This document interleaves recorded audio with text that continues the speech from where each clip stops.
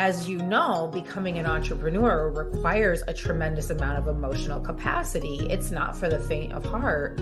You are putting yourself out there 110%, and it's just you all the time. And so you're getting, you have to be willing to fail all the time. You have to be willing to hear no all the time. You have to be willing to start over again all the time. And that takes a lot of emotional bandwidth. Welcome to Beyond the Business Plan. I'm Leanne Lyon, your guide on this journey to success. We will explore the inspiring stories of visionary leaders and groundbreaking entrepreneurs and unveil the tools and strategies that can empower you to manage your business from anywhere in the world. Join me, Leanne, as we learn, laugh, and take the leap towards unleashing your joyful business journey. And let's make it happen now. Hey, coffee aficionados and entrepreneurs, Leanne Lyon here. Are you craving that caffeine kick, but looking for a healthier alternative? Well, 9 years ago, I discovered the ultimate collection of energizing options to fuel your entrepreneurial spirit without the jitters. Discover your next favorite pick-me-up today and keep your business dreams brewing strong. Hear what it did for me by visiting this website, whyilovemycoffee.com. Yes, that's the URL, whyilovemycoffee.com, because your peak performance deserves more than just another cup of joe. And my guest today is a holistic alcohol coach, speaker, and host of Stop Drinking and Start Living the Feminine Way. She helps high-achieving women and entrepreneurs break free from alcohol, not through willpower, but by reclaiming their intuition, their pleasure, and their feminine power. Mary challenges the narrative that drinking is a badge of success, as many people believe, and instead shows women how sobriety is the ultimate leadership move. With over 20 years in holistic wellness, she's on a mission to help women step fully into their authentic and embodied power. Mary Wagstaff, are you there? I'd love to see you. Come on forward. There she is. Hi, thanks for having me, Leanne. Great to see you again. It's been a You as minute. well. Yeah, I know. And what part of the world are you hailing from? I am in the Dalles, Oregon, which is the Columbia River Gorge, so we can see Washington from out the window. Ah, beautiful. And you mentioned that the flowers are blooming. The flowers are blooming. We actually live in one of the top producing, I think it might be the cherry capital of the country. And I'm completely surrounded by cherry orchards. And in about 3 weeks, they will be in full bloom. And we weren't actually here last spring, but it is going to be quite a show to see. There's a festival, a cherry festival, and it's just all like literally for as far as the eye can see cherry blossoms. So it's going to be a really special experience for us here. We're kind of tucked in between all the other cherry farms, and we're going to have flowers. Well, that sounds lovely. Today we're talking about entrepreneurship and how we can be our best selves. And you've taken a step into entrepreneurship. Was that your goal when you were growing up? My mother and father were both entrepreneurs, so I did come from a family of entrepreneurs, and I have kind of always marched to the beat of my own drum, if you will. And so, although I might not have known I would be having my own business per se, it was definitely, I feel like, in the stars for me. And I always had these, like little side hustles of trying to start, I've been in the fitness world for many years and starting just always having, different ideas of like, oh, wouldn't this be interesting? And starting classes, at the park or renting spaces for events, things like this. And and then it was a natural progression that got me to where I am now. But I feel like it was something leading me the entire time, just based on my personality too. So, and my, the influence I had from my family. Yeah, for sure. I think that there is, for those, the 41% of Americans who feel that they want to own their business, I really do feel like it's a seed. It's a seed in our heart. It's a seed in our soul, to have that. Because 59% of Americans don't. Hmm. Which means, even at 41%, we're a minority, but actually only 9% actually have taken the step to be actually self-employed. And Yeah. how long has that been for you? It'll be 6 years. I'll be going into with this specific business, with my own coaching business. But my husband and I have owned a remodeling company. He's a general contractor for 14 years. And like I said, I was doing some independent contracting stuff for a while. So it's been a while now. I've been helping him on the back side of things and actually on the front side of things too. Working with side by side with him. So going on 2 decades, but with this business specifically, I think it's about the end of my 5th year now. So Congratulations. thank And you. likewise, my husband is also a general contractor. Isn't that Y- fun? Yeah. Yes, it's really fun. It's sometimes I say things and, I'm like, not now, right? Like, what about this idea? We call each other ideas and abilities. Uh, Um, and we work together well as a team, just dreaming and scheming. But, he really has 25 projects going at any one time around the house and in the shop and all of that. So, my husband has a week of vacation coming up, and uh-huh. we live in a home that is under remodeling. Whenever he takes these weeks from his day job, Yep. because he has his GC, but he's not, fully involved with that. It's just a side benefit.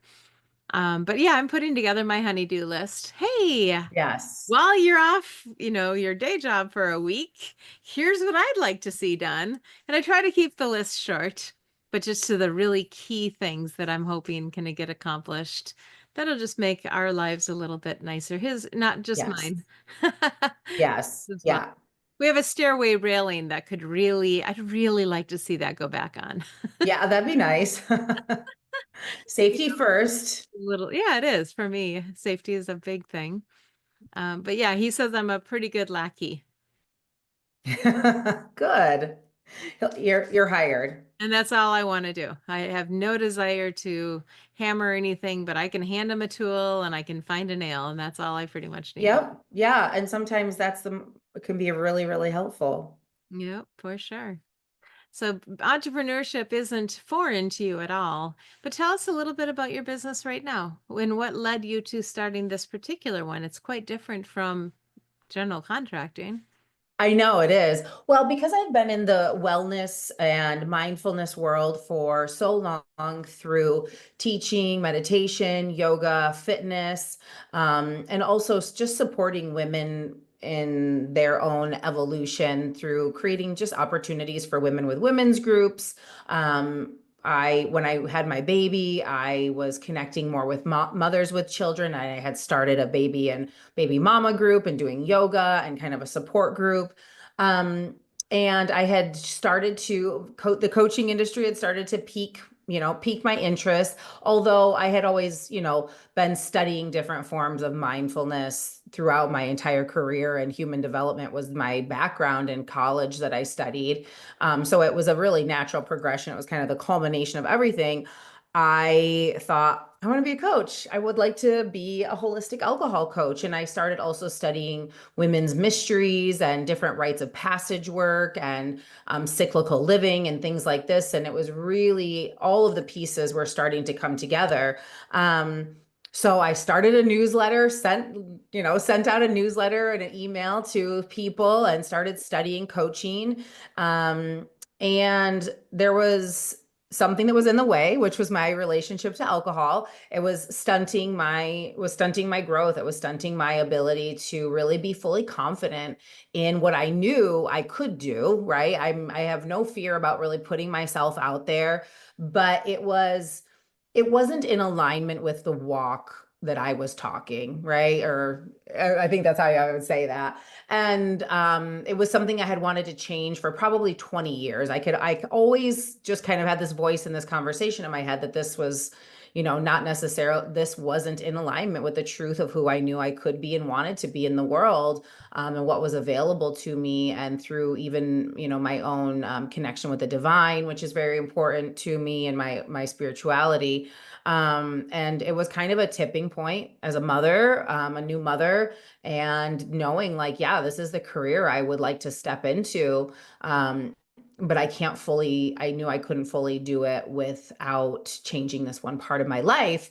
And so when I was able to change this part of my life in a way that felt really good to me, in a way that felt really empowering versus shameful, I thought, oh my gosh, been trying to do this for years, and I felt like I kind of cracked a code that I needed to share with others, because I knew I wasn't the only person that wasn't kind of in a rock bottom moment, but knew that alcohol was also holding me back, and doing it more from a feminine lens, from a lens of empowerment for women who were interested in leadership as well. And I mean, frankly, most of the women that I do work with are really leaders in their own life, and their families, and their homes, um, or in their businesses. So I quickly shifted from, I mean, it's still women's empowerment coaching, but to having this kind of formula that I went through and really created for myself, to knowing this was what I needed to share with people. And it's been amazing to watch the transformation, and then how that was the stepping stones also to grow a successful business as well. So You've mentioned a couple of times now, and I'm trying to understand. So, how did you sense that you were being held back? How was alcohol holding you back from being who you felt you could be? yeah, that's such a great question. I think there's both one of the things that I teach in my program is the intersection of belief and behavior. So there's the real physiological impact of alcohol, where you wake up and you don't feel that great, and my ideas weren't, I wasn't able to necessarily fully articulate them, and step into, my cognition was slower than I wanted it to be, and to be able to go out and sell and express myself. And then the chemicals in my body not having the confidence to do that, to, that negative self-talk, that little voice that's definitely creeps in, I believe, when we're not in full balance hormonally, and with all of the other chemicals in our body. And it's easier to be in old belief patterns as well, when in and try and not like, working to be curious about new beliefs, and the willingness to be brave and to overcome them, when my mindset was taking a hit from the alcohol itself. So, I So think that some people might be thinking, well, my goodness, is she waking up and drinking? Or how often, what yeah. does it take to have that type of a negative impact on a person? Yeah. The daily drinking? Is it what if you're a teetotaler? Yeah. Well, that's really interesting. I mean, I think that it becomes a compounding effect. I think a lot of people, I think people probably would never have assumed that I had a personal issue with alcohol, right? And what I tell people is that there's no um it's all about the results that you want in your life, right? So it could be one drink, or it could be 10, but if that one drink is keeping you from doing the thing you said you were going to do in the evening, and instead of, maybe staying up and reading a book, you have a drink and you sit down and you watch TV, which there's nothing wrong with that, right? But if it interrupts the thing that you say you want to do, or the role model that you want to be to your children, or whatever it is, then the result that you're getting from the alcohol is no longer what you want, right? So it doesn't matter really what it looks like to anyone else. But yes, I was a daily drinker for almost 20 years. And that would be from, like I said, one glass of wine to sometimes I would split a bottle of whiskey with my husband drinking Manhattans. And when we get used to anything, the body is very good at adapting. We adapt to sugar, we adapt to alcohol. So, the way a drink would impact me today wouldn't have felt like anything. And, we get used to the daily effects, but I felt very dull. Cognitively, I just felt dull. And it was not so much about, there was the physical impact, but I had wanted to change. I wanted alcohol to be out of my life. I didn't want it to be a conversation in my life at all anymore. It had just taken up too much space and too much time. And what I find is that when people are really ready to make a change, when they're just kind of over it, the body is still saying, hey, but we want this thing because it's an addictive chemical.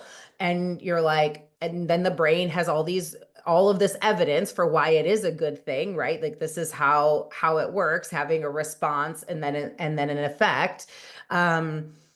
Is And it's not just your body, and it's not just that, because you've also got a spouse and you've also got friends and neighbors and right, and social society and all of those things, right?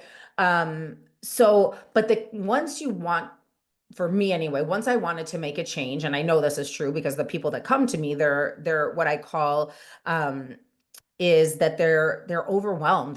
They're overwhelmed by alcohol. They're not necessarily craving it first thing in the morning. They're not drinking all day, but they're thinking about it all the time because they are, okay, am I going to drink tonight? It's like constantly a conversation about decision making. Oh my gosh, I can't believe I drank more than I said I was going to. Am I going to do that again tonight? No, I'm just going to not drink on the weekend. I'm not going to drink during the week. Maybe I'll have 2 on the weekends, or maybe I'll wait and won't drink for a month, right? So it's this like constant negotiation with yourself and all these rules and labels and all of this kind of garbage that just overwhelms you. And you're like, oh my God, now my life is completely centered around alcohol, even though it's really like the time that I drink takes up maybe 1% of the consumption of it. But now my whole life is filled with it. And I was just so over it because life has way too much stuff going on for me to spend one more minute thinking about alcohol. And, fortunately and unfortunately, I do still talk about alcohol all the time.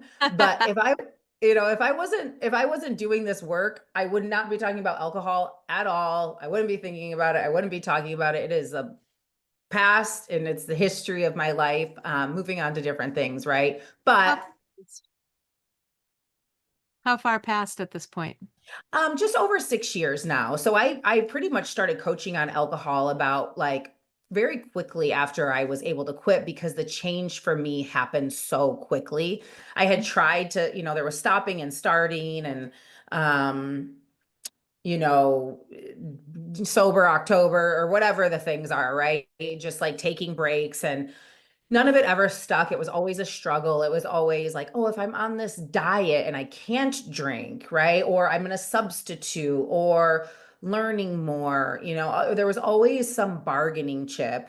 And the entire time I was never changing my beliefs about alcohol, right? Even when I was pregnant and I didn't drink, I mean, that would have been the best time to really work on my mindset around alcohol. But the second I had that baby, I mean, I was kind of mad that I couldn't drink. Although I did have a beautiful pregnancy and it wasn't an issue, but I was ready to have a drink when I had that baby. And that that bothered me too, because it would have been a beautiful time to quit drinking, but I didn't know then what I know now. So, Got it. It's fascinating. yeah. Okay. So do you identify, I have 1,000 questions. So Yeah, I love them. like sobriety, is that a thing? Like, do you have a date? Do you do the whole? I don't. I believe sobriety is our birthright. It's the way we were born. And I really believe in reclaiming sobriety as that. Like we were sober, we are sober, we're all sober, right? And it's kind of like the opposite is really like I'm a drinker and now I'm just me. So I don't count days. I don't have labels. And I don't think there's anything wrong with that if that empowers you or if that's what works for you. But to me, I think labels are extremely limiting. And they're just like not useful. I really feel like I'm just more of who I am authentically. My life does not require any alteration, that I'm able to expand my capacity to feel any emotion, to accept life's circumstances and to be able to handle it. Like I can handle life, and I'm going to continue to expand my capacity and my nervous system to be able to do so as life presents what it presents to me. And most importantly, I'm interested in teaching my kid to do the same so that he doesn't feel like that alteration is required so that he can be a different version of himself, or because he can't handle the circumstances that our life is presented in front of him. And whether that's, happy, sad, whatever it is, I think that there's so many magical things that I missed authentically, because, I have no regret either.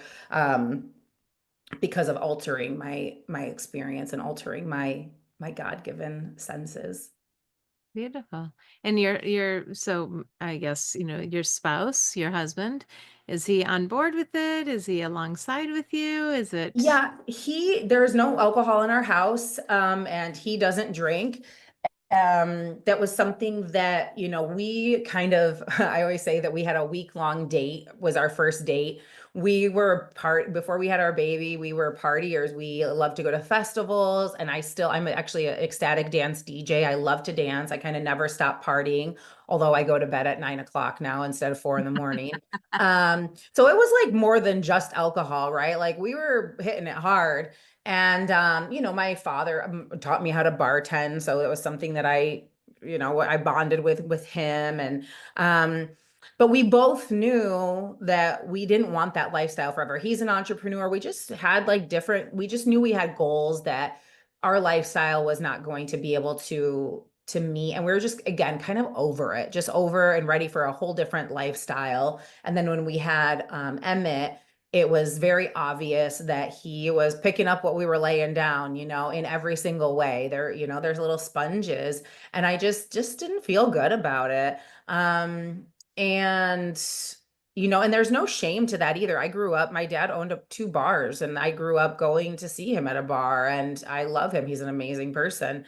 But yeah, but what happened was, and I talk about this like in my podcast too, and it comes up a lot in my coaching, is we had tried to quit together many times, but when you drink together, trying to quit together can be very challenging, because one person's kind of always waiting for the other one to give in. It's enabling, and you have two different brains, you have two different nervous systems. He's a man, I'm a woman. We function in the world differently, so we kind of made an agreement to support one another. To not say, hey, here's a bottle of wine, but that we weren't gonna team up. We were gonna support each other from a distance, but we weren't gonna team up. And that was the best decision that we made. And it's been like that ever since. So, and he's had some of his own, things that he's had to go through. And I've been here to support him because this is the work I do. And I understand. I think it's a very neutral experience. I actually don't think that there's any right or wrong. Like I said, I think it's about the results that you personally want in your life. And typically it's just an opportunity to go deeper into your own relationship with yourself, is what I've found with all of my clients and with myself and my husband included. So, but yeah, we don't like talk about being like this sober couple all the time, but our family does know, and we really offer kind of an alternative experience. Like we hosted Christmas here. Well, we actually hosted a winter solstice gathering, but it was our Christmas gathering. And, it was alcohol free. I made some spiced pomegranate and eggnog lattes, and had a beautiful ceremony and a ritual. And I think the way that we've presented this alternative to celebration is something that people really are looking for more meaning and connection in their life. And It's been really welcomed with open arms. In fact, my mother doesn't drink anymore. She's going on a year alcohol free. Her husband, who is a bit, he is a Scotsman. He has really reduced his alcohol consumption because of that. So it's been a really big influence on a lot of the people that we've been around, because we've been very forthcoming, very casual about it. And it's been a welcomed surprise. That's very interesting. Forthcoming and casual. Yeah. Like They- forthcoming about just like, this is who we are, making no excuses, right? But at the same time, like not making it a big deal, having to have some lecture or righteousness about it either. Exactly.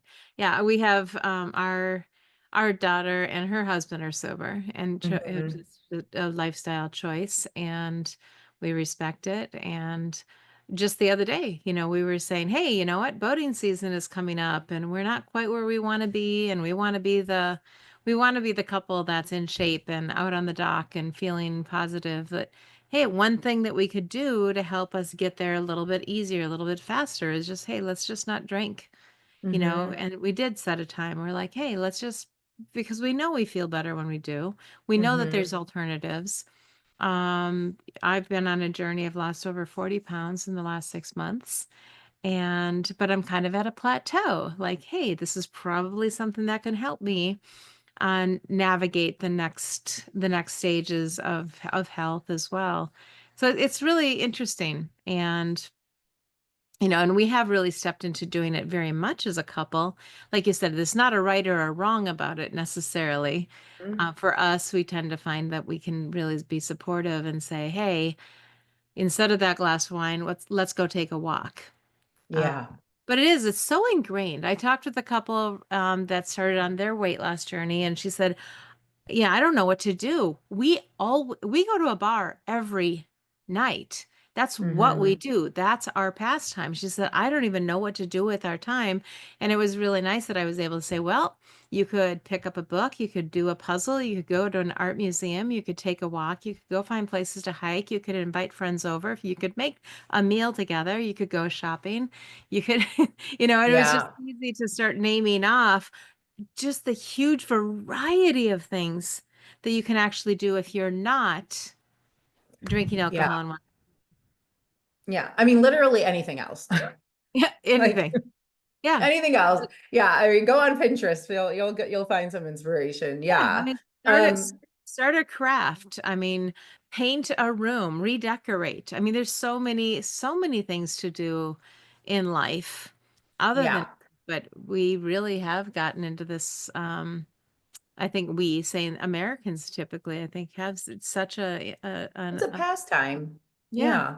Yeah. Well, and for couples too, it creates like, it's a lot of times how people, they kind of let down some of it lowers your inhibitions, right? So that's kind of can be a foundation for so many couples. And I think for Matthew and I, it was to a degree, but we both have had our own individual creative pursuits. And that's why sometimes separating and being like, you know what, I'm going to go do this thing. I'm going to go to the library and take a class. Now you don't have your drinking buddy with you anymore. And it doesn't make it quite as much fun, and Right. this is really what what I saw happen with my mother and her husband, where she's kind of a little bit more of the social person and, getting out and about in town. And so it's like, she wasn't sitting around for happy hour anymore. Like that just wasn't fun for her anymore. So she's out meeting people, doing her thing. And inevitably, it had that ripple effect. And so sometimes there's like a little bit of friction, or it can be a little bit of a push pull. But all of the clients that I work with, they really focus, because I work with women exclusively. I have coached a few men, but they really have to do this for themselves. It really has to be a journey for themselves, and to get to know themselves on a deeper level, and to redefine their relationship to themselves. And then, we, of course, there's one facet of it that it is, usually their relationship. Most people I work with are partnered. But inevitably, I can't tell you, it always shifts. It always shifts the spouse's relationship to Sure. alcohol. Huge, huge. Without them saying or doing anything, they don't have any request. They're just doing their thing. They're just choosing, this isn't working for me. You Yeah. do you. And then, there could come to a point too where there's a boundary. Like it just all depends on what that other person is doing. If they, because people can get annoyed when you're not drinking and someone else is drinking. It's a different experience. Well, it kind of reminds me of Mel Robbins in her book, The Let Them Theory is out there. Mhm. And really, Yeah. the book came out in December of 2024, but it was September of 2024 that I started my journey of weight loss. And it was just me. I asked my husband, I said, hey, I'm going to do this thing. Do you want to join me? He said, no. I said, that's fine. I am anyway. And I went Yep. forward, and for the next 2 months, I dropped 20 pounds. Hmm. And he noticed, right? I mean, here's his wife and she's shrinking and he's noticing. And then it got to the point where he's like, okay, yeah, I want to do that too. And Yep. Exactly. collectively we're down over 70 pounds. And but it's, I just had to do it myself and let him get there when he was ready to get there. Because if you try Yeah. to force another person into it, it just isn't really going to work that well. Yeah, it's exactly the same. It really is the exact same, and what the other, one of the big pieces of my work is curiosity. So it really helps you take a step back and to observe. And that's the thing I really encourage people to do. When you go into a situation that you normally would drink in, is instead of having to figure it out for you, take the focus off of you and get curious about what's going on around you. Get curious about, how is this better? What do I like? What don't I like? Because what I'll tell you is, that bar that those people were going to all the time, I used to go to dive bars all the time. I lived in Portland, Oregon. It's like the home of, cool hip dive bars. And I have no zero interest in being in any place like that ever again.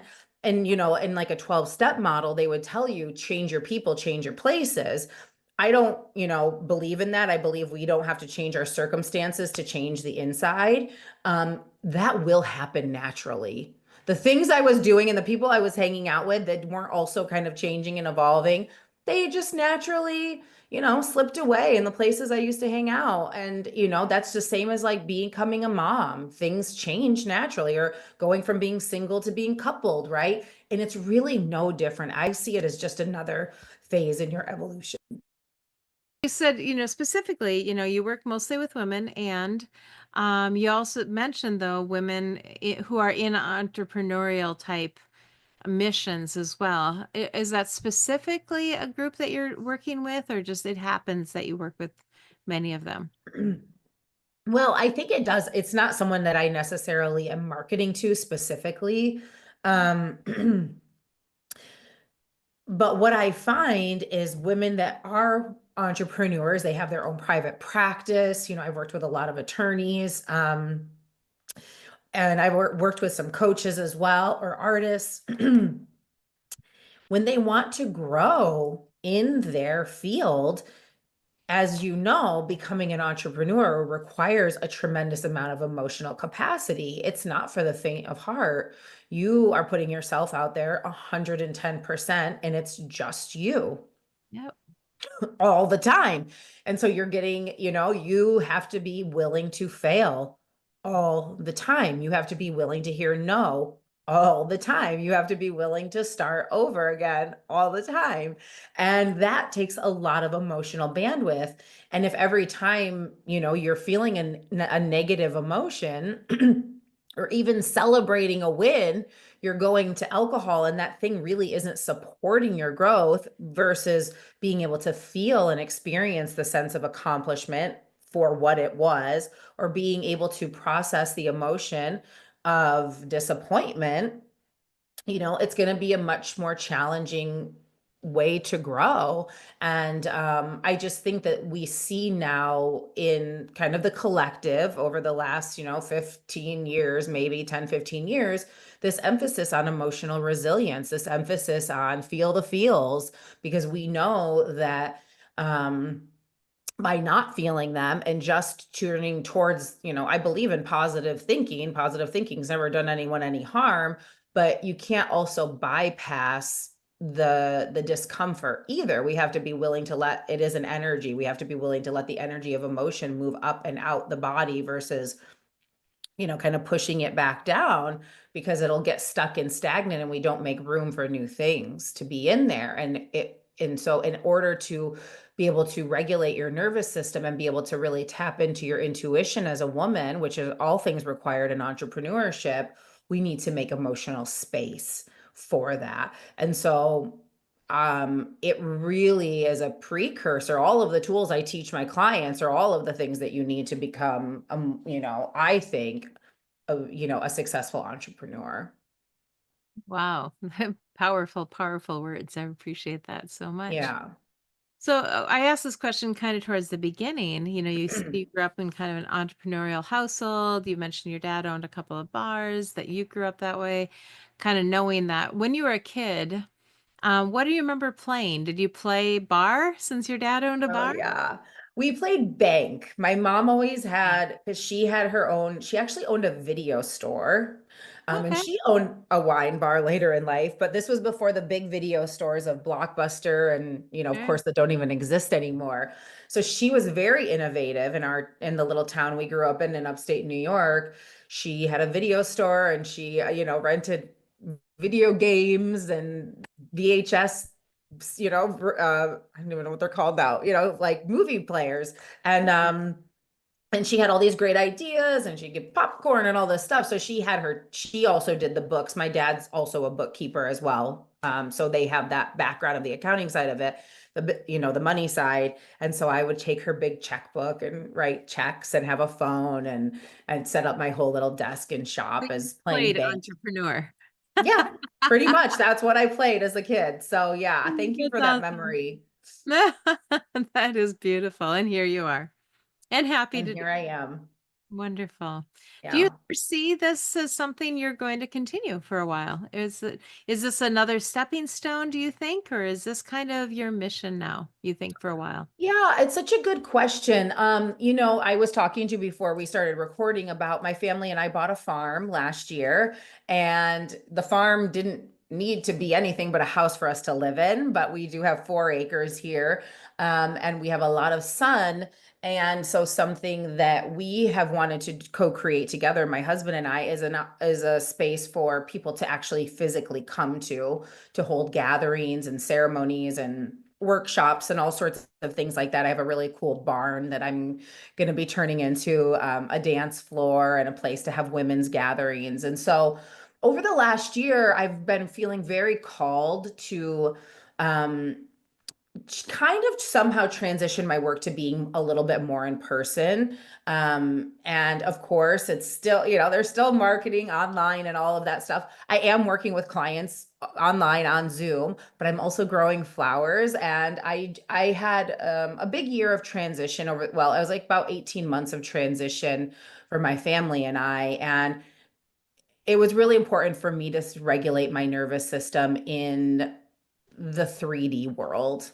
With my feet on the earth, meeting people in my community. I actually started teaching a couple of yoga classes again, out in person to meet people and connect, which is also a bit of a marketing thing too for, people knowing who we are here in the community. But yes, I'm really starting another business. It's called Skyline Farms. And something that I've thought a lot about with my business is I have a whole process that I teach it's called the 5 shifts. There's also something else that I've been talking a lot about in my content, the 5 shifts to finding freedom from alcohol.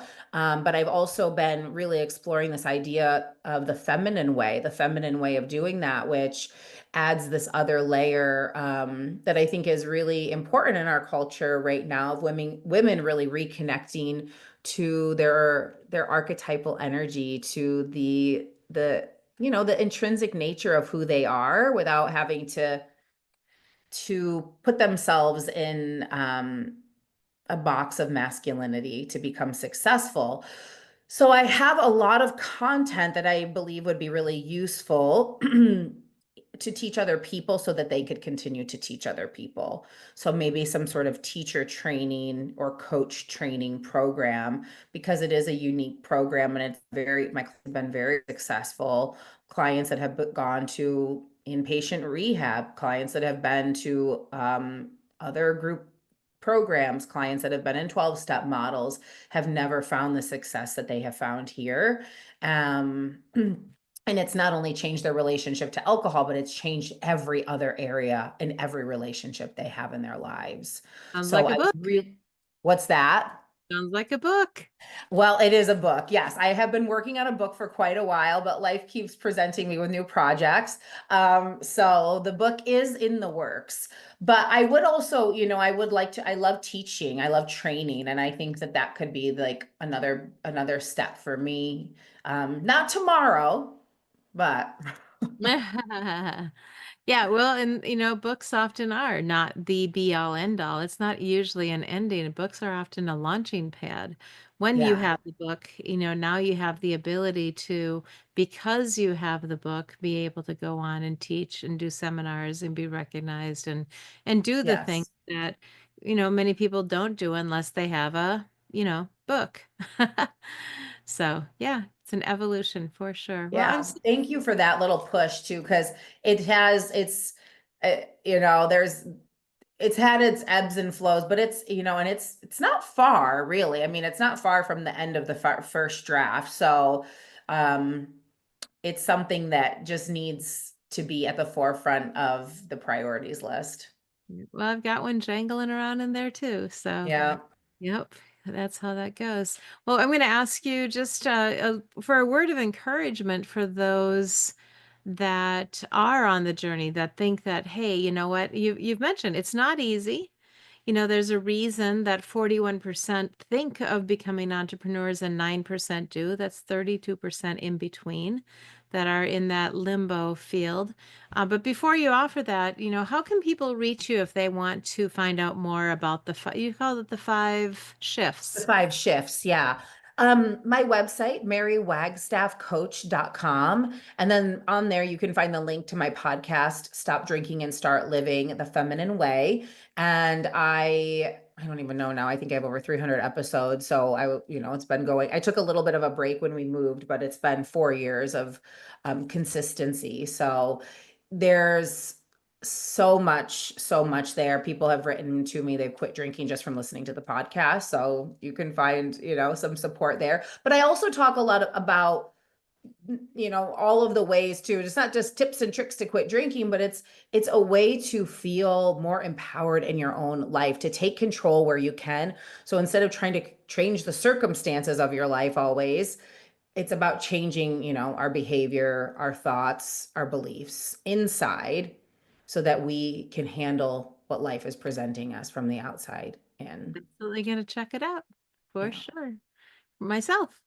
So, what about that word? Do you have a word of encouragement for those that are maybe Mm, stalled yeah. out? Maybe they're not quite stepping in. Maybe they're afraid. Maybe they have a reason why they just don't feel like be successful. What would you say to those people? Well, consistency was the first thing that just came to mind because it was the most important thing to me was to commit to a minimum of something that you can do every week. Like for me, I did start a podcast, which is a big venture, but before that, it was a newsletter. It was a weekly newsletter and it was a way to get my ideas out, right? Out on the paper. And it was just that one thing. And that one thing started to create a new self concept for myself. It was a new thing that I wasn't doing in my other life, right? So, what's one thing that you can do to create some consistency that is just, a little pivot in the direction of entrepreneurship? Maybe it's that you join a call every week and you get into a program and you work on your mindset in that way. But you do have to create a new self concept first. You have to see yourself in a new light. To become a coach, it wasn't so much about the coaching itself, but I had to believe that I was a coach and I had to fully embody that concept before anyone else was going to believe that I could help them, you Right. know? Um, and so consistency for me is key. And I believe that when you do that, you start to generate evidence that embodied evidence. We have to have belief. So you have to start somewhere, and you have to start with a minimum of something your body and your nervous system can start to get used to. And then you just kind of add on to it. I'm pretty good at throwing myself in the fire and just being like, I'm starting a podcast, or signing up for something and just saying I'll figure it out. But I think generating evidence in your life, letting your nervous system regulate, and then doing the next thing, getting your nervous system on board, the next thing, and then you just keep adding on to that. Sounds a lot like my life at the moment. Indeed. Yeah, Indeed. yeah, you're like, I'll figure it out. Yep. Things come up and I'm the first to say, let me do it and let me help you. That's And awesome. all I know in those situations, I need to just stay one step ahead. Yeah. If I'm one step ahead, I'm able to help somebody follow behind and keep caught up Yep. if they I want to love be. that. Of course, it takes two, and they have to want that as well. But, well, Mary, I want to say thank you so much for joining me, and also to our audience for being here and listening to us. It's truly a joy to be on this business journey together beyond the business plan, and to take that, have a few laughs and learn a little bit and take that leap forward when you're ready, knowing that there's people around you, people surrounding you that are willing to help, willing to pour into you. If you have any questions, please reach out to Mary or myself. You can reach me, Leanne Lyon. I'm Chief Joy Officer of Joy Minder, LLC, here to serve you as well. We'd both be just thrilled to hear from you. So we look forward to that. If you are called to unleash your joyful business journey, have a beautiful and very blessed day. Hey, sales setters, are you ready to jumpstart your entrepreneurial journey or give your business a powerful refresh? Join us at the next and Restart Your Business Summit, where you'll discover the tools, strategies, and inspiration you need to thrive. Learn more at joyminder.com. That's JOYMINDER.com, and look for the Restart Your Business Summit icon. Don't miss out. Your future business awaits. Thank you all for joining us today on Beyond the Business Plan. It's been a joy and a privilege to share this space with you. For more inspiring stories, tools, and actionable insights, make sure to follow us on your favorite video platform. Visit my website, leannelyon.com, and keep leading with heart. And I'll catch you on the next wave of success.